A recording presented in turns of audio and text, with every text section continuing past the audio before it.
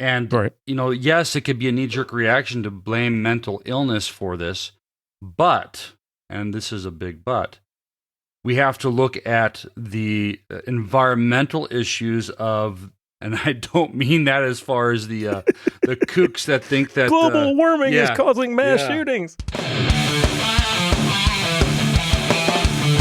Faith, firearms, and freedom. This is Armed Lutheran Radio. Hi, folks. Welcome to Armed Lutheran Radio, a show about guns, hunting, competitive shooting, the natural right of self-defense, and what God's Word says about the issues surrounding gun rights and gun ownership. I'm your host, Lloyd Bailey, the Armed Lutheran, and this is episode number 208. We're joined once again by the pistol-packing Padre, John Bennett, the pastor at St. John Lutheran Church in Willow Creek, Minnesota. Pastor, welcome back.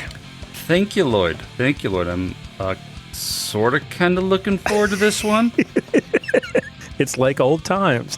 Yeah, it's like, wading into a pool of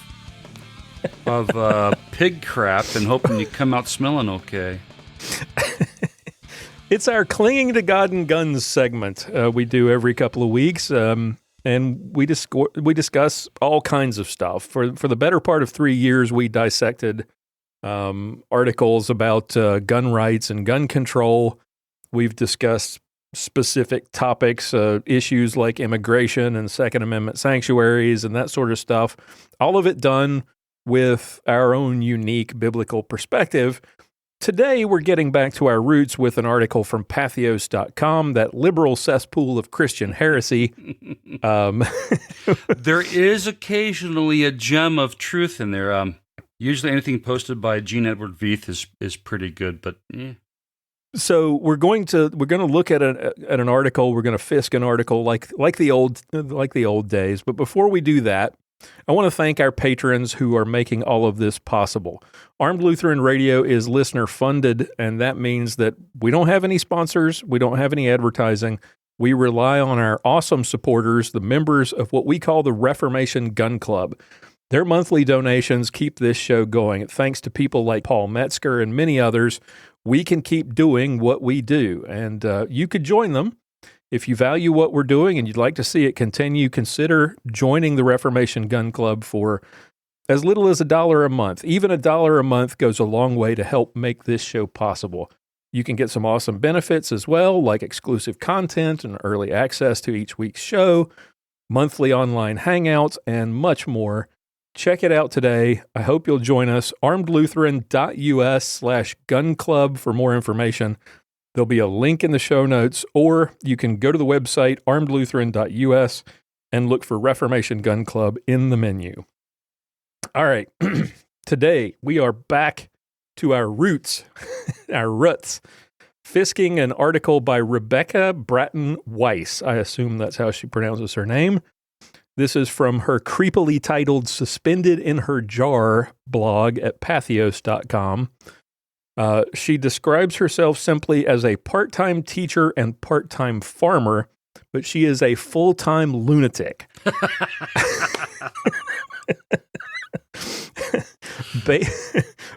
She also suffers from a strong dose of Trump derangement syndrome. Yes, absolutely.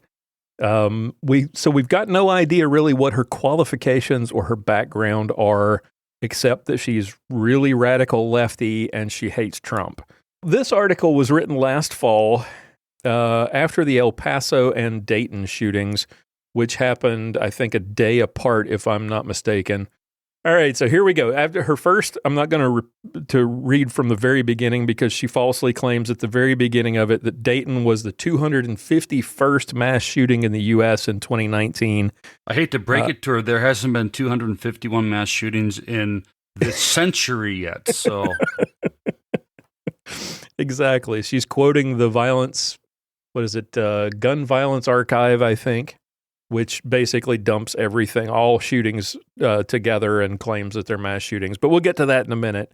So here's where she gets started. It is far past time to admit that we have a serious problem that is particular to our nation and our culture.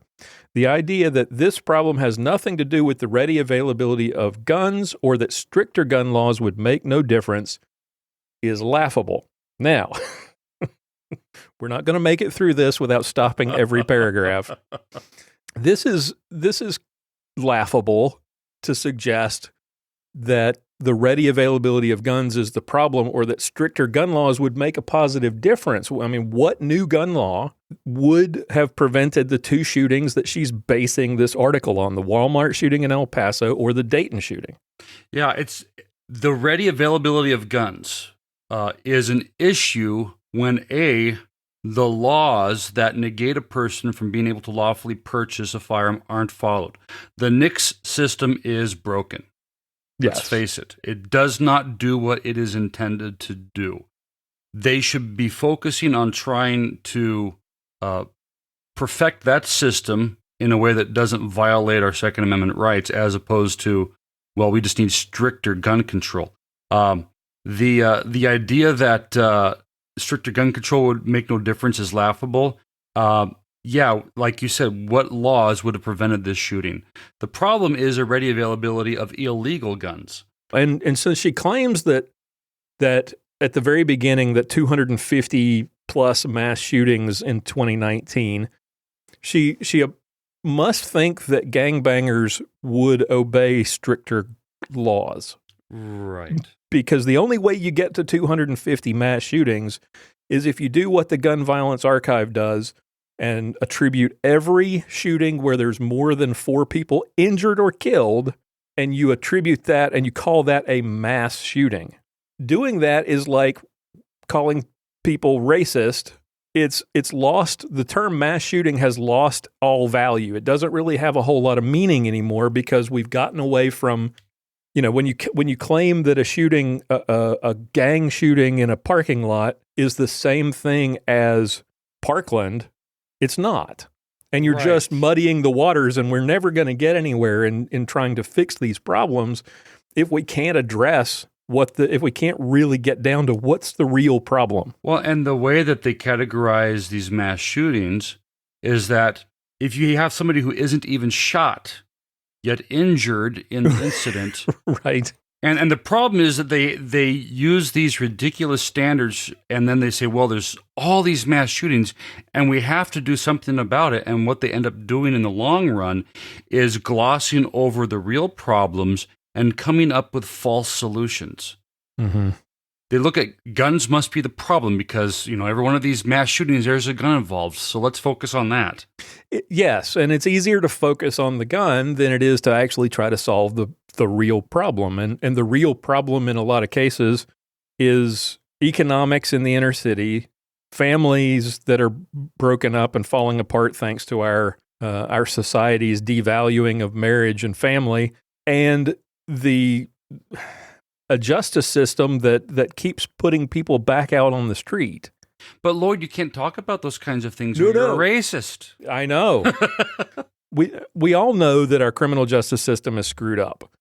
But fixing it is not the way you fix it, and the way you fix the issue of racial disparities in this country is not by putting the bad people back out on the street.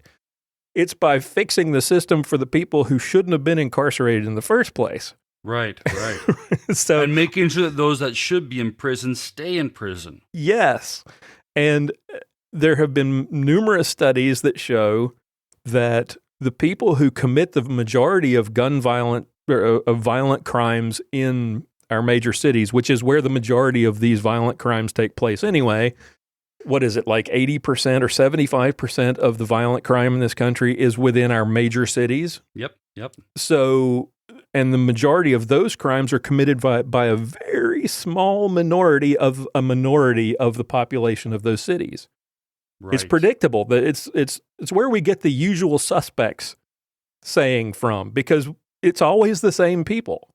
And whenever there's a crime, you just go round up the usual suspects because they're probably involved. They're the same people over and over and over again, and we give them a light sentence, or we let them out with no bail, and then they go back and do exactly what they did before. But the answer is take away the guns from, or restrict the rights of law-abiding people? That makes no sense whatsoever. That's what's laughable. Right. All right, so this next point has some merit, And I wanted to discuss it in more depth because I think there's a kernel or a nugget of truth in this that I think we need to get to. Blaming our gun violence on mental health issues demonizes a class of citizens that is more likely to be the target than the instigator of violence, and is just a deflection given that the people making the argument are unwilling to support the kind of universal health access that would actually help the sufferers of mental illness. I'm going to read the next paragraph because I can't stop every paragraph. Making it about mental illness also distracts from the reality that we have a rising problem of racism, fascism, white supremacy to contend with, and that these lone shooters are committing terrorist acts often against vulnerable populations, and that the President of the United States enables their violence with his racist and anti-immigrant rhetoric. Now, that's just moronic. Talk about laughable. I don't know why I read that second paragraph. I should just have ignored it. I'm sorry. So, but, it does, just to counter her stupidity, there was just a study released that showed that race relations are better now than they were under Obama. I have no doubt about she's that. Talking about that this gun violence is a problem of a rising issue of white supremacy and racism. Right. So if that's the case, then we should see a decline, which I hate to break it to her, there actually is a decline in instances of gun violence. It goes down every year. Right. Well, and it goes down every year in relation to what the population is because there's population growth each year. Correct. And the argument about racism makes no sense because the vast majority of quote unquote gun violence takes place in our major cities, typically minority against minority. So I don't know exactly how white supremacy and fascism and racism has anything at all to do with that, or how fascism and racism and white supremacy has to do with Las Vegas, or the kid in Parkland, or the kid in Sutherland Springs, or the kid in Dayton. Right. And you can go even further back to Sandy Hook as well. Yes. Yeah. Where does this rising tide of racism, what caused it when it was happening under Obama? What caused it when it was happening under Bush or under Clinton? It's not Trump that's driving mass shootings. It's something else. And it isn't guns. I mean, guns are involved, but it's not specifically just because of guns. If you take away the inner cities where you have minorities killing minorities, you have a very, very, very small percentage of gun violence, quote unquote. And perhaps you can blame this on the media because the newsworthy, quote unquote, mass shootings that the media likes to focus on is where the perpetrator is of one particular demographic. Right. And perhaps that's why. And so maybe, I don't know, I'm in a generous mood. I'll give her the benefit of the doubt on this. But maybe that's where she is getting this idiocy that they have a rising problem of racism, fascism, and white supremacy that's contributing to this. Well, if you get your gun violence news from the mainstream media and all of the anti-gun groups like Bloomberg, then yeah, you're in that bubble, and that's all you hear is Trump, racism, fascism, white supremacy, and you're not able to really look at what's really going on. It's a political set of blinders that won't allow you to see that there's a bigger problem here than just lone shooters who are driven by racism, because very few of our mass shooters are actually of that persuasion. Now, what the point that she makes is actually that I really wanted to get to was this one in the first paragraph where she's talking about blaming violence on mental health issues. I think she has a valid point here in that yes, we, especially on the pro-gun side, tend to throw out mental health as a way of deflecting arguments about guns. But do we really stop to think about what we're saying when we say, oh, it's about mental health issues? What are we really saying when we throw that out? What is it we're suggesting? If mental health is really the culprit or a major culprit when it comes to mass shootings, how do we combat it? We can't just throw out this term right? We're suggesting that there's a problem. What's the Yes. solution? Well, and a lot from my perspective, if you look at the high-profile cases, the media doesn't focus on the shootings that are happening in places like Chicago or Baltimore or places like that, every week. But the high-profile cases that in the majority of high-profile cases that we have seen, that there has been an issue of mental illness with the perpetrator. And, Right. Yes, it could be a knee-jerk reaction to blame mental illness for this, but, and this is a big but, we have to look at the environmental issues of, and I don't mean that as far as the kooks that think that Global warming is causing mass Yeah. shootings. But the kinds of environment that these people are growing up in. You have the shooter at the Marjorie Stoneman Douglas, who the environment that he grew up in was a horrific environment, Mm-hmm. and that contributed a lot towards his behavior. But what's the solution in those cases? It seems that the only thing that people are offering as a solution are these red flag laws that we've already seen how this has been used to impose upon the Second Amendment rights of law-abiding citizens. Right. And when we throw out it's mental health, it's not guns, but we don't offer anything beyond that, anything more substantive than just deflecting with mental health, there's a counter that the left can very easily come up with, and that is, well, okay, then maybe we need a mental health evaluation as a requirement to buy a gun. And we've seen a lawmaker recently, I think it was either in Virginia or in New York, suggesting just that. Yep, I saw that, yeah.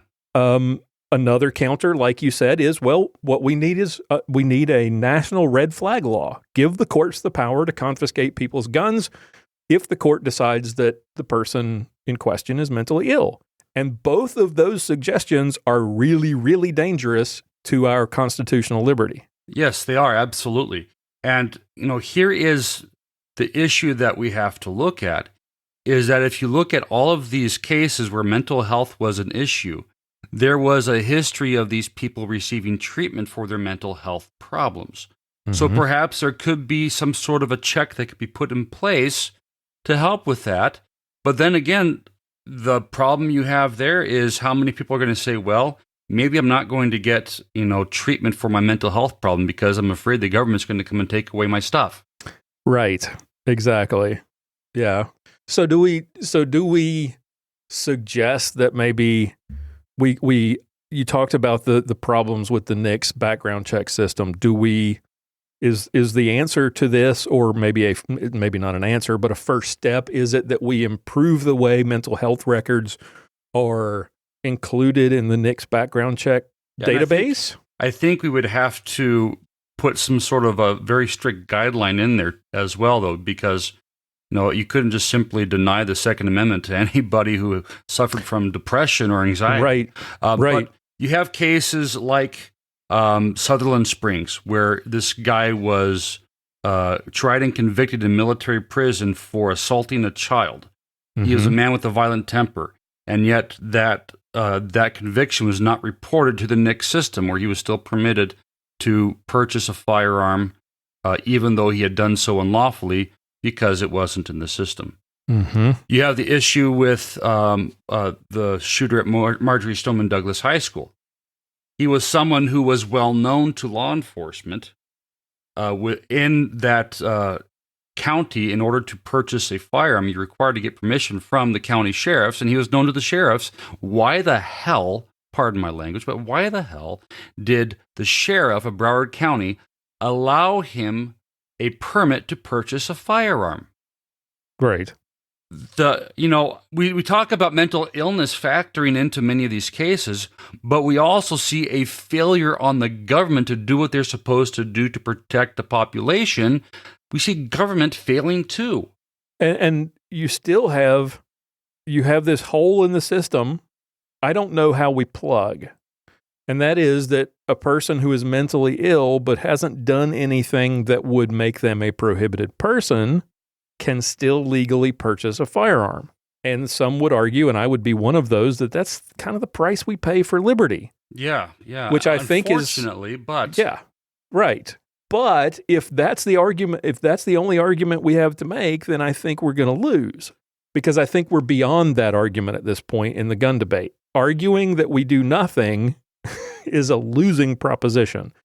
And by losing, I mean that we're ceding the court to the other team, and they're going to take the craziest idea possible that they can come up with and go with that. Yeah, yeah. Here's the best that I think I could come up with just off the cuff, is that anyone who has a history of violence without a criminal conviction must go through some sort of review before they are granted permission to purchase a firearm. That's the best that I think I can come up with at this point. Right, and then you still have to create some sort of a mechanism whereby that stuff gets flagged and reviewed, which is part of the issue that we've seen in these mass shootings, where everybody goes back a week later after everybody's stopped hyperventilating about gun control, and they say, oh yeah, there were all these warning signs that we... Yeah. Oh, crap, if only we hadn't missed that. But her next argument is this. Opponents of gun control and gun safety legislation seem to be under the impression that tighter restrictions on gun ownership will mean that they will have to give up their firearms. When I hear this argument, I have to ask, why do you think this? Do you have a history of criminal behavior that would make you fail a background check? Have you been using hate speech online? Are you a domestic abuser? Now, I stopped in mid-paragraph because the next sentence is absolutely nutty. But the first question that she asks here, why do we think this, should be, this is part of that political blinders problem where she doesn't see what we see. We know the history of tyrants. Yes. We know that gun control proponents in Washington and our state capitals are not talking about gun safety and common sense. They want civilian disarmament. Exactly. I mean, look at what just happened in Virginia. She doesn't realize what her own people, those who are advocates of gun control, actually stand for. Mm-hmm. And part of it is because they very rarely say the quiet part out loud, that what they want is confiscation of all privately owned firearms. Yes. Almost everything that she mentions in that list, with the exception of one we'll get to in a moment, are disqualifications. So she understands sort of the law. And no, you and I don't have any of those issues. So the reason why would we think that we have to give up our guns, or would have to, is because this is exactly what Democrats have proposed across the country, and we have talked about on this show for years. Bans and confiscation. Eric Swalwell and Beto Mail O'Rourke, the fake Mexican, they made it really clear during their hilariously failed presidential campaigns.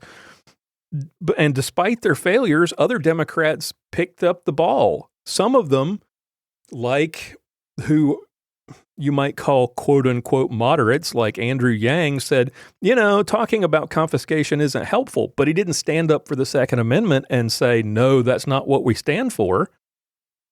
Right? I mean, we don't want to talk about it, but he didn't separate himself from their ideas. He just didn't like the way they went about saying it. So, I wonder why we have this impression that we might have to give up our guns. Well, and one of, I think, the most dangerous elements that she includes in her checklist of things that could disqualify you, have you been using hate speech online? We've reached the point in our society where if you say a man is a man and a woman is a woman, you are accused of hate speech. Yes.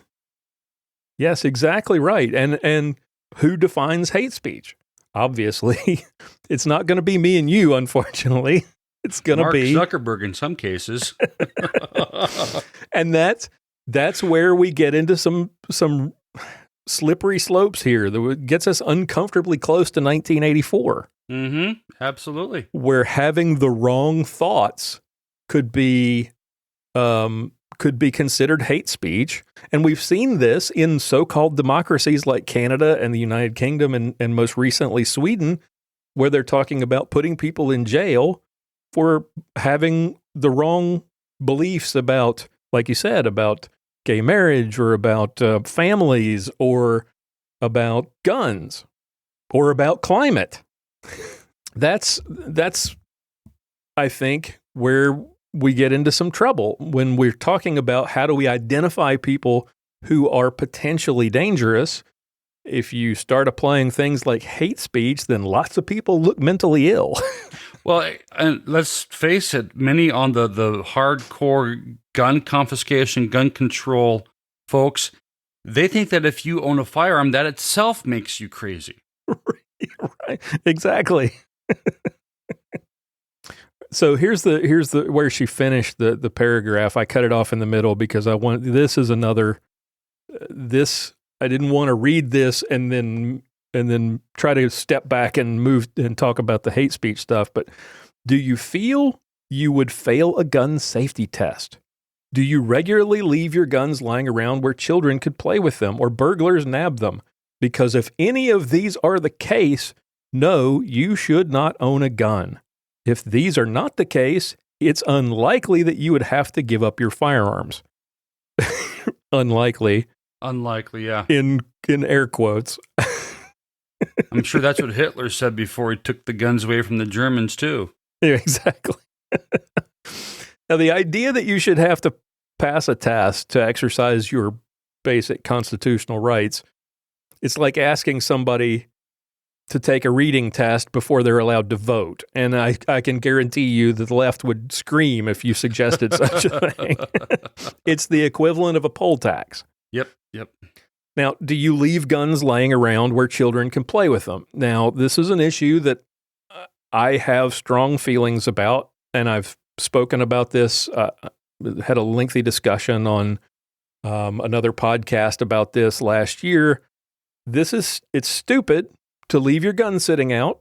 If your kid gets your gun, in my opinion, and they take it and they commit a crime or they harm somebody with it because you didn't lock it up, then I think you should be at least civilly liable for whatever damage your kid causes. Absolutely. But it shouldn't be a test that prevents you from exercising your constitutional rights. Right. Yeah, because how do you enforce that?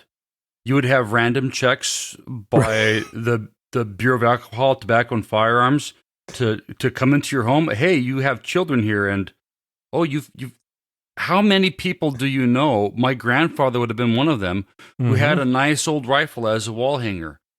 Yeah, that's accessible to children. Yep. So suddenly, or burglars. Yeah. So suddenly, you are now considered no better than a felon when it comes to your Second Amendment rights. Yep.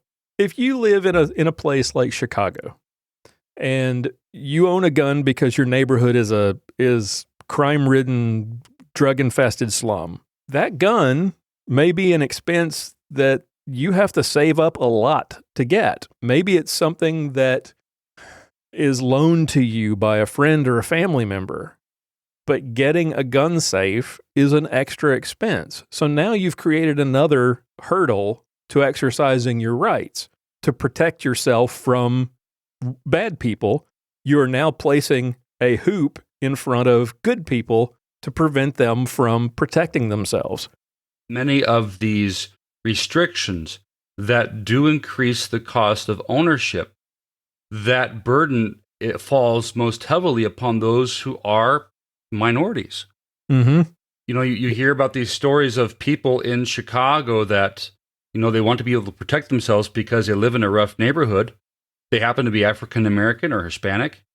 And you add on the purchase of a safe in order to be able to own a firearm. You already have to, in the city of Chicago, jump through so many hoops to begin with that are expensive. Right. What's hundreds next? Hundreds of dollars to get the training, hundreds of dollars to get the license. Until recently, there weren't gun ranges in the city of Chicago for you to actually get the training required. That was another intentional hoop that the politicians created to prevent good people from getting their hands on guns. They also had prohibitions on being able to transport that firearm. Mm-hmm. They made it virtually impossible. Yep. So adding the requirement to buy a safe on top of the hundreds of dollars that people in places like Chicago already have to spend, you're just adding another hurdle with the intention of making it harder and harder for people to actually exercise their Second Amendment rights. And the lives of innocent people are affected by this. Now, next she gets a little bit philosophical and starts playing what ifs. However, she says, what if it did? Meaning, what if tighter restrictions did mean losing your guns? What if the price we have to pay to end gun violence is giving up our guns? I need like harps or something in the background. And imagine unicorns dancing through fields of lollipops here. I'm a gun owner myself, she says, and I answer that if I could be assured that these acts of extreme violence could somehow be stopped if I were to relinquish my guns, I would relinquish them happily. The lives of innocent persons are more valuable than a gun. The right to life is prior to the right to own any item, especially an item more likely to take than to sustain life. If ifs and buts were candies and nuts, that's the argument that we're making here. That's basically that's how she wants to play this. We don't make public policy, particularly policy that can be a matter of life and death, like we said, based on unicorns and rainbows. And this is just sophomoric logic. It's no better than the person who says that, well, communism doesn't work because it's never been tried the right way. The right people weren't in charge. Yes. And you and I have said this on the show. I think you said this several times. If you can convince me, that your laws would end all violence, and I'm not talking just gun violence, all violence. Yep, I'll give up my guns. But we all know that that's not reality, not a dimension of reality that you and I know. Right. At least not until Jesus comes back. Well, that's what I was just going to say. But that even if that were the case, and I was thinking of that when I was reading through this article. That I've said that a couple times. But that also, how can you guarantee me that the government would not engage in violence against the citizens? Right. So really, it's never going to happen. Sorry, hate to break it to you. She talks about laughable at the beginning. This is laughable nonsense to suggest that we should restrict our rights or give up our guns or be willing to give up our guns, be willing to give up our right to self-defense because bad people abuse their rights, and that we should trust the government, whom she hates, by the way, because Trump is running it, that we should trust them with an exclusive right to violence. All right, so before she finishes up, she continues one more paragraph of logical fallacies, and this is as close to a moral argument as she's going to get. And I would like to suggest that gun owners in particular have a moral obligation to demand gun safety legislation, because we know just how dangerous a firearm can be when incorrectly handled. We know the gun safety rules. We know how to keep our guns locked up away from children. We know not to go shooting while drunk or in anger. We know never to aim at anything we do not intend to shoot. We know to be aware of what's behind our target. We know how easily mistakes can happen, so we behave with caution in sobriety. Oh. Let me summarize what she just said. Oh.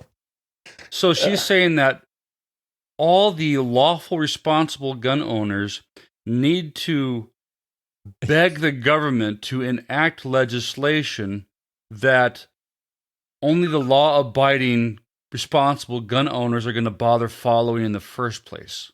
So that we can be safe. Yes. The stupid part about all of this, she says she's a gun owner, and this is why I doubt she's a gun owner, because according to federal law, when you go and purchase a firearm from a dealer, they have to provide you with a pamphlet on gun safety. That may be the only reason she knows these rules. Yeah. She may, because she is a part-time farmer, maybe she has a part-time gun to protect her part-time fields or something. Who knows? So we are responsible. We know how dangerous a firearm can be, so we should be willing to have our rights restricted because we're responsible. That makes no sense whatsoever.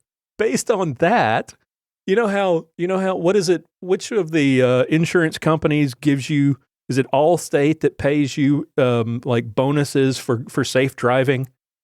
Yeah, something like that. Shouldn't they charge you more because you're so responsible? I mean, that's the logic of this argument. That because we're responsible, we should demand to have our rights restricted. Please make sure I stay super, super responsible. Which would be easy to be responsible if you don't own a gun anymore. Exactly. Gun safety, quote unquote, is Orwellian speak for gun control. We know that. Mm-hmm. You don't see these gun safety groups like Bloomberg, like Everytown, or Giffords. You don't see them calling for free gun safes for every lawful gun owner. You don't see them calling for tax credits for people to seek out professional training or a requirement that kids be taught gun safety in school. That's real gun safety legislation. Bottom line, gun safety really means they want you to be safe from guns by, like you said, by not having them. Right. They've made a proverbial boogeyman out of firearms. All right, next to last paragraph, and this one did not age well. We know that if there's a mass shooting situation in the midst of the chaos and uncertainty, having a gun on one's person probably will not help the situation and may even increase the harm unless we have been extensively trained on a military level. Name me one incident, where a lawful citizen with a firearm made a shooting worse. I can't think of a single one. Neither can I. This didn't age well. Remember, we had the shooting at the church in Texas, and we had the shooting at the Sutherland Springs Church a few years ago, both stopped by ordinary citizens with guns. Right. Neither of whom had extensive military training. And in the case of the most recent incident, 5 or 6 people with guns, and one of whom ended the incident in 6 seconds. Right. It's sadly not fast enough to prevent that guy from taking an innocent life, but yeah. Yes. But fast enough to prevent that from becoming a mass shooting. Right. All right. So she finishes up with a little bit of ivory tower moralizing here and makes a point at the end that should frighten everybody. If you, as a gun owner, are opposing proposed legislation that would ensure greater public safety given the lethality of the tools you possess, you are proving yourself a person unfit for gun ownership. If you give preference to your so-called right to bear arms over the right to life of the many persons brutally slaughtered in acts of terrorist violence, you have nullified that right. I've got news for her. There hasn't been any proposed legislation. I want to focus on one word in there. Ensure. None of these would ensure squat. Exactly. You know, the first big mass shooting that really became big news was Columbine, that happened during the Brady gun ban. Exactly right. And most of these laws that have been proposed go back to that assault weapons ban that was passed by Bill Clinton and signed into law. Was it Bill Clinton that signed it into law? Yes. Yes, that's okay, yeah. So most of the laws that have been proposed are very reflective of that. I believe it was 1994, the 1994 Gun Control Act. Yes. And so let's go back to that so we can have more shootings like what happened at Columbine. And it comes back to the fact that most of these, I'm going to call them opponents of lawful firearm ownership, most of these opponents, they don't want to create a society where guns and people coexist peacefully. Right. They want to create a society where lawful firearm owners are disarmed. And this is again the point she's making here should scare us when she's talking earlier and our discussion about how do we detect people, or how do we determine who should and shouldn't have a gun. She's explicitly saying if you own a gun and you don't support gun control, you're unfit to own a gun.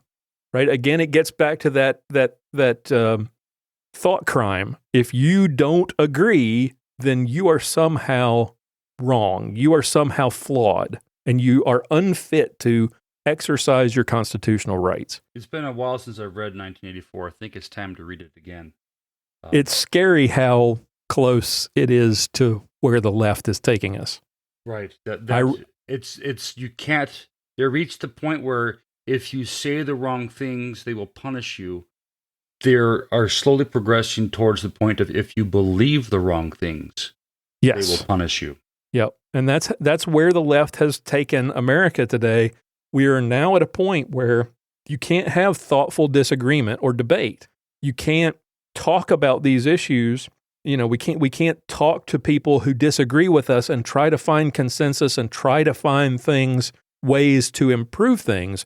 It's either you agree or you are unfit. That's where we are in this country. Final thoughts on this mess? Lord help us if anyone with this mindset ever succeeds in passing legislation to restrict or destroy our Second Amendment rights. They've basically, unless you're talking to Bernie supporters and their desire to institute gulags, they've come short of doing everything up to and including re-education camps for us. That it's becoming very frightening, the world that we live in, that these are the kinds of ideas that are slowly becoming mainstream among many of the political elites on the other side of the aisle. Yep. And the more that this becomes popular, the more this becomes prevalent, the more they're going to start to be bold about what they truly believe. Right now, they're kind of keeping it on the down low. Unless you're Roberta and you're letting that slip at your debate that you are going to take our guns away. But the mask is more and more sliding off. It is. But perhaps this is also a good thing because it is causing those who are in the middle, those who haven't quite made up their mind, to realize that, hey, maybe these Second Amendment supporters are onto something. All right. Well, I think that wraps it up pretty well. It was fun to go back to the old way for an episode. Well, folks, if you have any thoughts about anything you heard here today, any comments or questions or complaints, let us know. Visit our feedback page at armedlutheran.us/feedback. Leave us a voicemail or a voice message, or send us an email. We would love to hear from you and respond to you on the show or in person, directly if you prefer. Be sure to tune in again next week. We've got another of our variety shows with tips and rants from the entire cast. Until then, keep shooting, keep praying. We'll talk to you next time. John Bennett is the pastor at St. John's Lutheran Church in Willow Creek, Minnesota. For more information, visit stjohnswillowcreek.org. For show notes, be sure to visit our website at www.armedlutheran.us. Check out the Facebook page, The Armed Lutheran, or join our Facebook group, Fans of Armed Lutheran Radio. If you like what you hear, please leave us a comment on our feedback page at armedlutheran.us/feedback or a review on iTunes and let us know what you think. Thank you for listening to Armed Lutheran Radio.